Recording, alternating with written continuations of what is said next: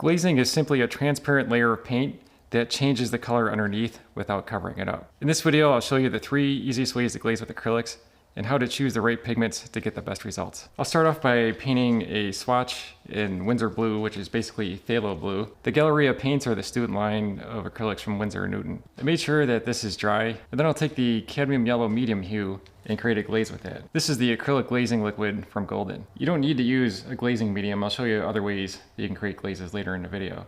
To create a glaze, I'll take some of the yellow and add some of the glazing medium to it. It makes the paint more transparent.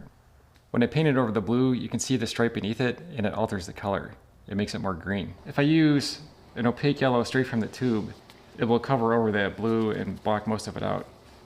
So this is the cadmium yellow primrose from the Golden Open Acrylics, and a thick layer of that almost completely blocks out that blue. If I add a second layer, it does cover most of it up. This is how painting with acrylics normally works. Every brush stroke will block out what came before it. So glazing allows you to do 3 different things.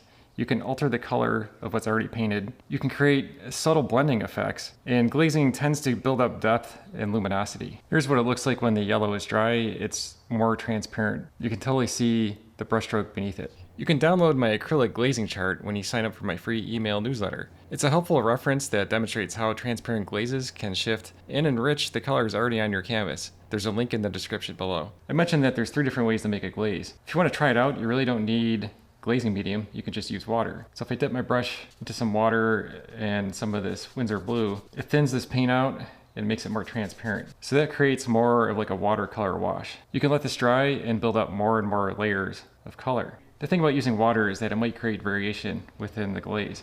You can use that to your advantage and charge it with more intense color in certain areas, like I'm doing here. You can also use a wet brush to soften an edge. This is already starting to dry, but I can work back into it a little bit. So now this right edge has more of a fuzzy appearance. And here's the other challenge with glazing is that every layer makes it a little bit darker. So I'm trying to get rid of this edge right here. So this gives you an idea of how you can soften up edges and create more naturalistic looking effects. And then I'll dry this. This is dry to the touch.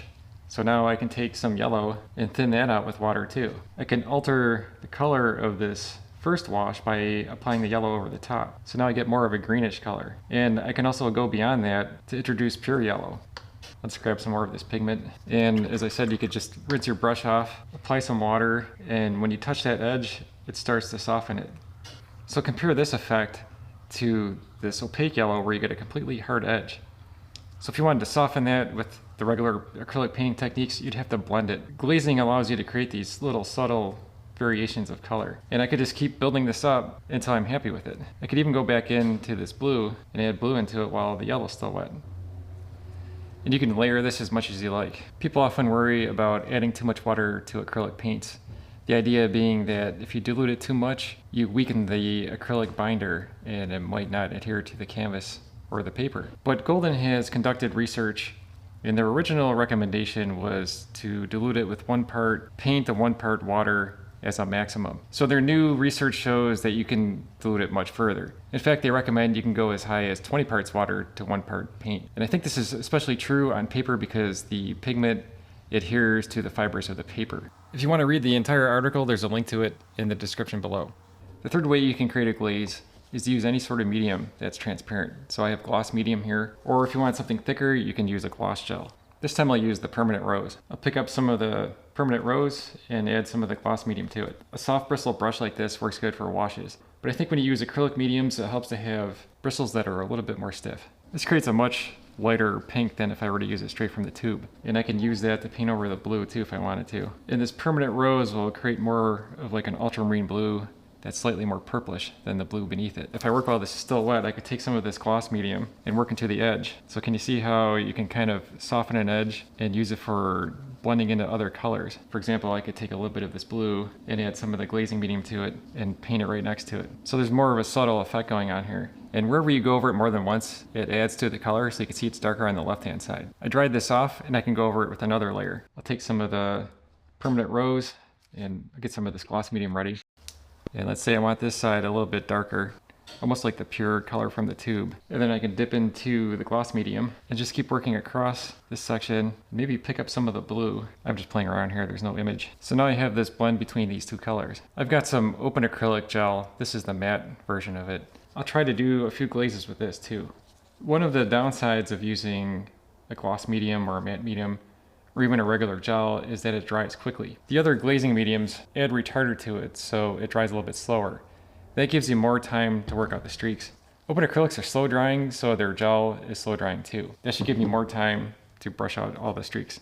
I think this time I'll use phthalo green. Let's quickly mix some of this in here. You could use the brush marks to your advantage if you want to scumble an area with color and leave these subtle brush effects in there that might work for foliage on a tree and things like that. You can also dip into the color directly and add parts that are darker. Dry brushing is when you have very little paint on your brush and you sort of scrub it into the canvas. And you can use this technique with transparent glazes. So here on the edge, there's less and less paint on my brush and I'm wiping it off on a paper towel and I just keep extending that. I could take some of the open gel, dip it on my brush, and then work it into the edge. So you see how subtle that is compared to a hard edge effect like this with the yellow. If I were to let this dry and then come back in and build up more layers, you can create more and more complex and subtle effects this way.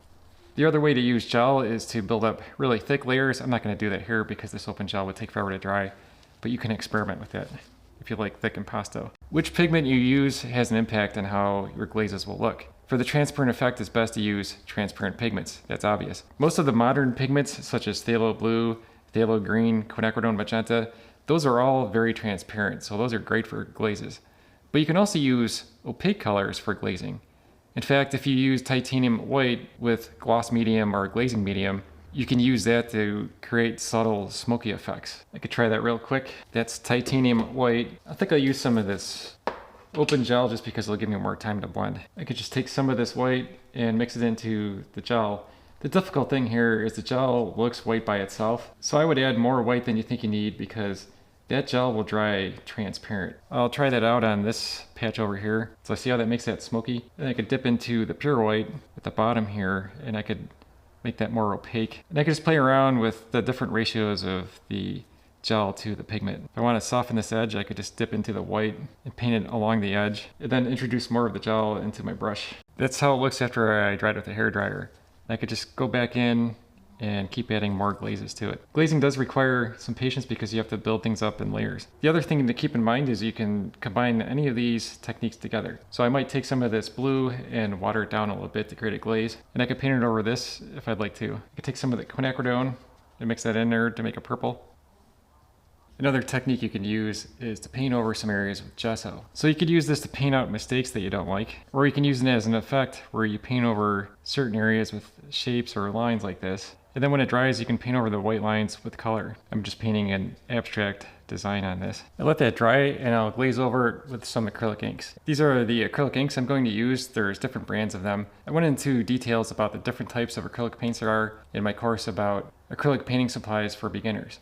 There's heavy body, there's fluid acrylics, and there's acrylic inks. I'm currently offering the course for free. There's a link in the description below. So I'll just take some of these colors and brush them on those white lines.